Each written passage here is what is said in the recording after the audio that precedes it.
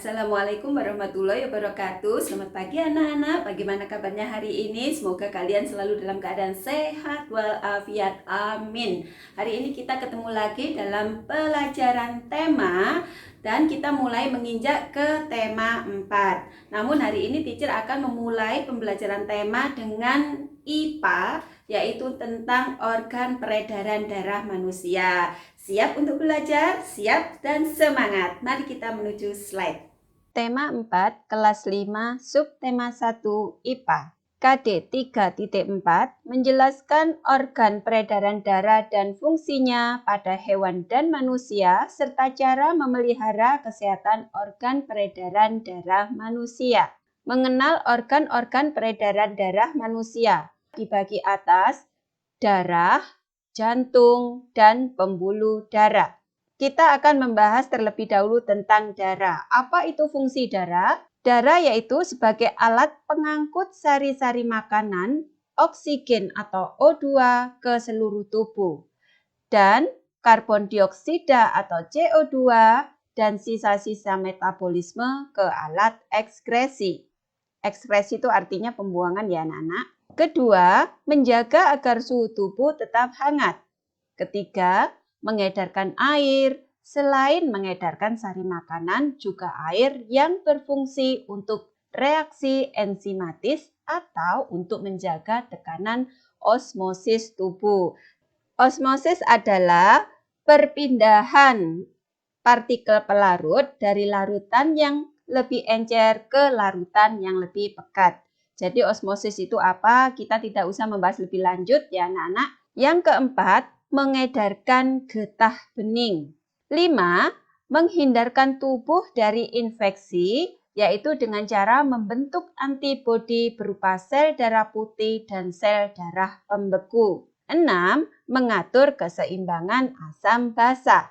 Dan kalian perlu ketahui bahwa darah manusia itu terbagi atas 4 golongan, yaitu golongan darah A, darah B, darah AB, dan darah O. Darah terdiri dari 4 komponen, yaitu sel darah merah atau disebut dengan eritrosit, sel darah putih atau leukosit, dan plasma darah, serta keping darah atau trombosit. Nah, ini adalah bentuk dari 4 komponen darah kita atau darah manusia ya anak-anak. Yang bentuknya seperti donat tetapi tidak bolong di tengah, ini namanya sel darah merah atau eritrosit. Sedangkan yang seperti bentuknya kacang di dalam ini, ya, ini adalah sel darah putih atau leukosit. Dan kemudian yang bentuknya kecil-kecil, ini adalah keping darah.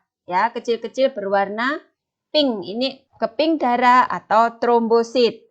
Sedangkan yang cair ini adalah plasma darah. Dan plasma darah itu sebenarnya warnanya tidak pink seperti ini anak-anak ya, tetapi berwarna kuning.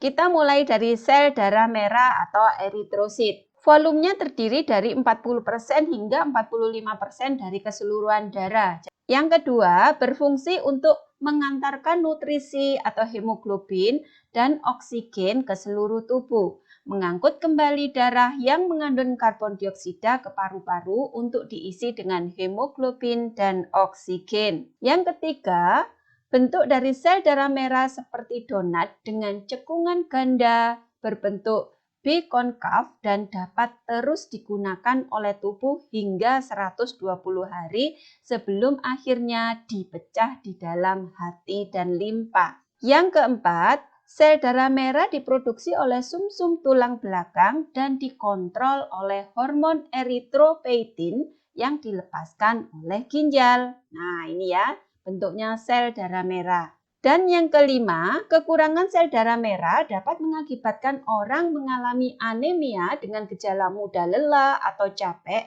hingga tiba-tiba pusing setelah bangun dari duduk. Yang kedua, sel darah putih atau leukosit. Volumenya hanya sekitar 1%, jadi paling sedikit di antara yang lain. Fungsi utamanya adalah sebagai antibodi untuk melawan berbagai jenis infeksi dari bakteri atau virus yang masuk ke dalam tubuh. 3. Siklus masa hidup sel darah putih tergolong singkat. Rata-rata hanya bertahan selama 1 hari saja atau 24 jam. Oleh sebab itu, sumsum tulang harus memproduksi sel darah putih sesuai kebutuhan tubuh. 4. Jika tubuh sedang sakit, sumsum tulang harus dengan cepat memproduksi sel darah putih dengan kadar yang cukup untuk memangsa bakteri penyebab penyakit. Ini adalah beberapa partikel dari sel darah putih ya anak-anak ya. Jadi partikel dari leukosit itu bentuknya seperti ini kenampakannya. Kita lanjutkan plasma darah. Volumenya sekitar 55% hingga 60% darah di dalam tubuh. Jadi lebih banyak dari sel darah merah. Fungsinya menyalurkan berbagai komponen darah seperti sel darah merah, sel darah putih, dan keping darah ke penjuru bagian tubuh serta membantu dalam mengatur pembekuan darah. 3. Fungsinya juga dapat menyeimbangkan volume darah hingga membantu sel tubuh dalam urusan membuang limbah yang tidak dibutuhkan oleh tubuh. Jadi ini bentuk dari plasma darah itu ya anak-anak, warnanya kuning, cairan berwarna kuning. Yang keempat, keping darah atau trombosit. Pada dasarnya, keping darah atau trombosit tidak termasuk ke dalam jenis sel darah, melainkan hanya fragmen sel yang mempunyai fungsi untuk membekukan darah pada area luka terbuka. Pada orang normal umumnya mempunyai trombosit sekitar 150.000 hingga 400.000 per mikroliter darah dalam tubuh. Nah, ini adalah kenampakan dari keping darah atau trombosit. Nah, biasanya orang yang terkena DB itu trombositnya turun, lah keping darah ini yang dimaksud turun. Jadi jumlahnya menjadi semakin sedikit. Kita lanjutkan ke jantung ya anak-anak. Jantung terdiri dari 2 bagian yaitu atrium atau serambi dan ventricle atau bilik. Atrium atau serambi dibagi menjadi 2 yaitu serambi kanan atau biasa disebut dengan dekter, serta serambi kiri disebut dengan sinister. Ventricle atau bilik juga dibagi menjadi 2, yaitu bilik kanan dan bilik kiri.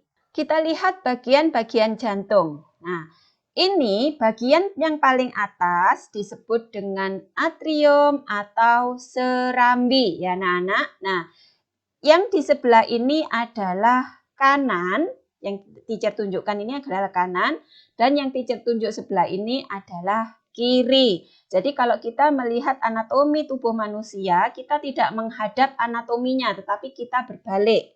Jadi ini adalah kanan dan ini adalah kiri ya.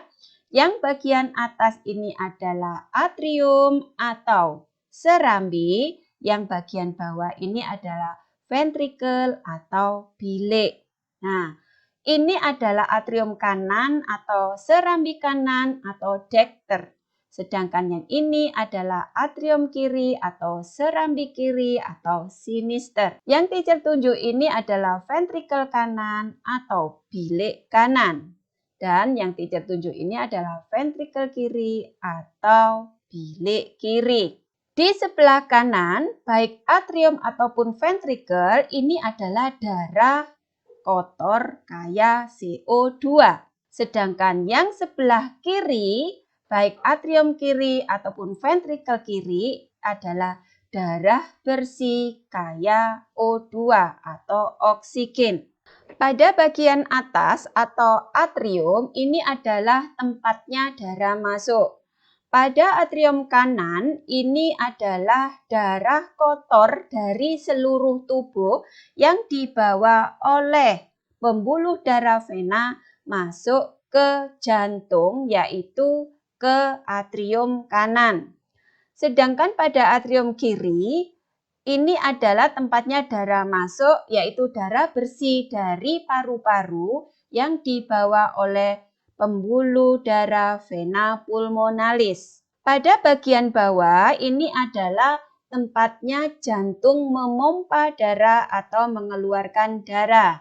Pada ventricle kanan, Jantung memompa darah kotor ke paru-paru yang dibawa oleh pembuluh darah arteri pulmonalis. Sedangkan pada ventrikel kiri memompa darah bersih ke seluruh tubuh yang dibawa oleh arteri. Nah, dari atrium kanan dan kiri serta ventrikel kanan dan kiri ini masing-masing memiliki dinding jantung dan dinding jantung yang tertebal adalah dinding jantung bagian ventrikel kiri atau bilik kiri. Kenapa dia memiliki dinding yang paling tebal? Karena dia memiliki kerja yang paling berat di antara 3 bagian yang lain ya, yaitu memompa darah ke seluruh tubuh. Jantung manusia berdenyut kira-kira 70-80 kali setiap menit sehingga dalam sehari jantung berdenyut sekitar 100.000 kali. Pada bayi yang baru lahir, jantung berdenyut sekitar 130 kali per menit. Pada orang usia 20 tahun, jantung berdenyut sekitar 72 kali per menit. Pada usia 45 tahun, jantung berdenyut sekitar 75 kali per menit. Jadi anak-anak, jantung itu tidak pernah istirahat ya. Jantung itu berdenyut terus selama manusia itu masih bernyawa. Sekarang kita ke pembuluh darah. Ada 3 jenis pembuluh darah. Yang pertama adalah pembuluh nadi atau arteri. Tugasnya membawa darah bersih kayak oksigen atau O2 dari jantung ke seluruh tubuh. Yang kedua, pembuluh balik atau pembuluh vena, tugasnya membawa darah kotor kayak karbon dioksida atau CO2 dari seluruh tubuh ke jantung. Yang ketiga adalah pembuluh kapiler, yaitu pembuluh darah yang sangat halus dan langsung berhubungan dengan sel-sel jaringan tubuh. Sekarang kita lihat ciri-ciri pembuluh darah arteri dan vena dan apa saja perbedaannya. Yang pertama, pada dinding arteri dan vena, kalau dinding arteri itu tebal dan elastis, sedangkan dinding vena itu tipis dan kurang elastis. Alirannya, arteri itu meninggalkan jantung menuju seluruh tubuh.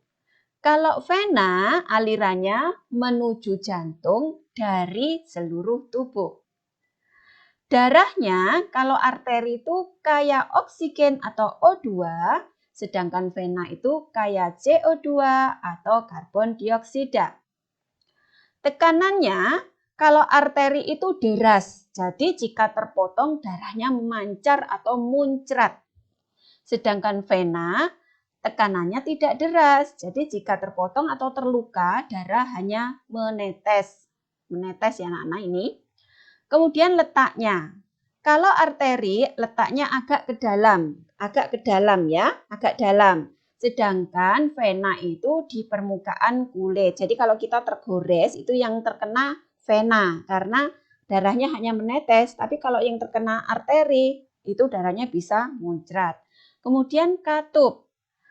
Katupnya pada arteri itu hanya satu, yaitu di pangkal aorta. Aorta itu apa, teacher? Aorta itu pembuluh darah terbesar, itu di dekat dengan jantung. Kemudian kalau pada vena banyak terdapat di sepanjang vena yang besar. Jadi di sepanjang tubuh pada pembuluh darah vena yang besar. Kemudian kita mengenal bagian-bagian pembuluh darah atau aliran darah di dalam tubuh kita itu seperti apa. Jadi seperti yang teacher sampaikan tadi, di sebelah kanan itu adalah darah yang kaya karbon dioksida atau CO2.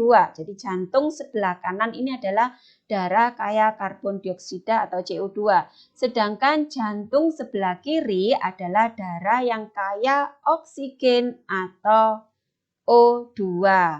Untuk menghafalkannya, kamu bisa menghafalkan darah yang mana yang kaya oksigen, yang mana yang kaya karbon dioksida. Kamu bisa menghafalkan kanan kotor, kiri bersih. Jadi disingkat dengan kantorisi. Kanan kotor, kiri bersih. Gitu ya anak-anak. Nah, ini adalah aorta. Aorta itu pembuluh darah terbesar yang di dekatnya dengan jantung ini ya. Peredaran darah dibedakan menjadi dua, yaitu peredaran darah kecil dan peredaran darah besar. Peredaran darah kecil yaitu peredaran dari jantung menuju paru-paru atau dari paru-paru menuju jantung, itu peredaran darah kecil. Sedangkan peredaran darah besar adalah dari jantung ke seluruh tubuh atau dari seluruh tubuh menuju jantung. Itu peredaran darah besar.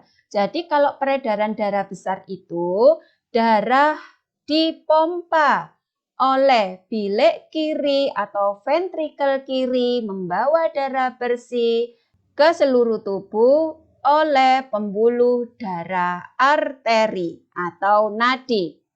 Dari seluruh tubuh, darah kembali ke jantung dibawa oleh pembuluh darah vena atau pembuluh darah balik menuju ke serambi kanan atau atrium kanan. Nah, darah kotor dari seluruh tubuh tadi masuk ke atrium kanan, kemudian masuk ke dalam bilik kanan atau ventrikel kanan. Dari bilik kanan, darah dipompa menuju paru-paru oleh arteri pulmonari. Ya, menuju paru-paru ini oleh arteri pulmonari. Di paru-paru, darah kotor yang kaya dengan karbon dioksida tadi ditukar dengan darah bersih yang kaya oksigen, yaitu pada daerah apa di paru-paru anak-anak? Di alveolus atau alveoli. Dari paru-paru, darah bersih yang kaya oksigen dibawa oleh vena pulmonalis atau vena pulmonari menuju ke serambi kiri atau atrium kiri. Dari serambi kiri, darah menuju ke bilik kiri.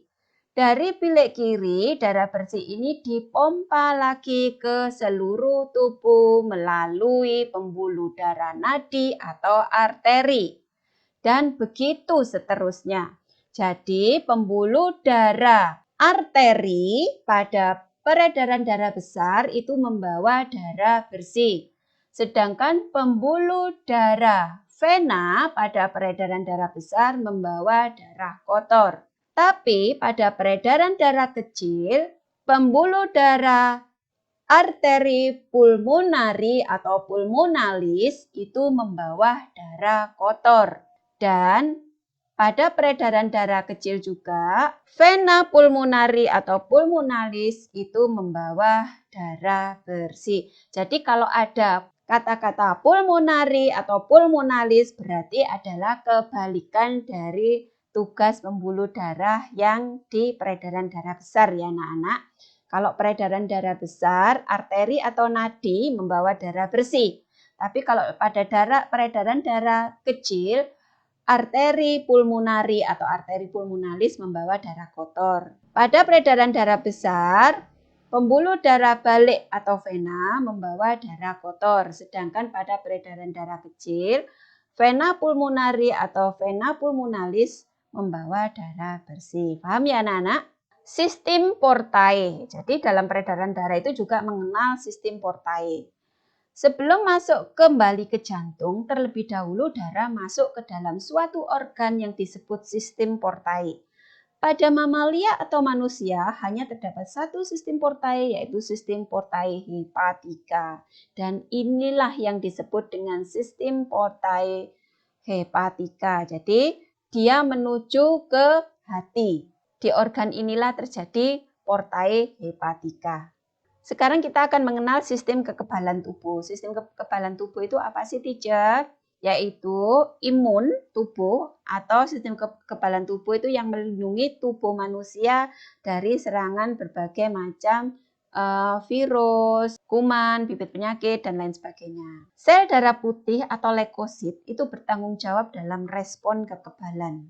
Jika ada zat asing, kuman, virus, dan lain-lain masuk ke dalam tubuh, beberapa leukosit akan membuat antibodi. Antibodi adalah protein sederhana atau hemoglobulin yang dihasilkan oleh limfosit atau larut ke dalam plasma darah sebagai reaksi terhadap serangan suatu antigen. Antigen itu adalah sesuatu yang dianggap asing oleh tubuh kita, baik itu virus, bakteri, dan lain-lain.